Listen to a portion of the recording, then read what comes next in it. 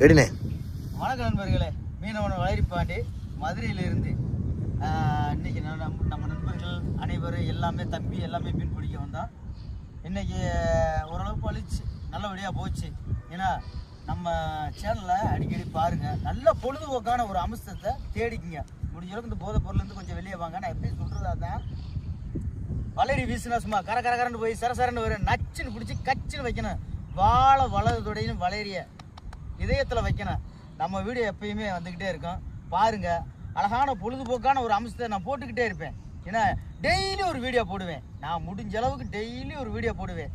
ஏன்னா சிலர் கேட்குறீங்க எப்படி உன்னால் முடியுதுண்டு. முயற்சி பண்ணால் முடியும். மீன் பிடிக்கிறதுக்கு பொறுமை ரொம்ப முக்கியம்.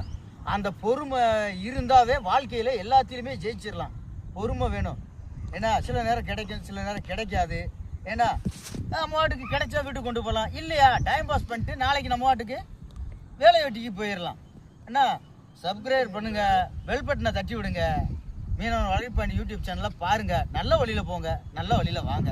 இதுதான் மீனவன் வளரிப்பாண்டிக்கு தெரிஞ்சது. மீனவன் வளரிப்பாண்டி மதுரையிலேருந்து. என்னடா சொல்கிறீங்க சொல்லுங்க.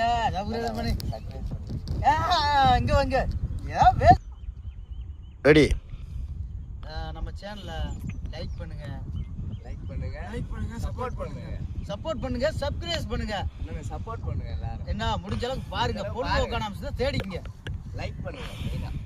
ஓகே.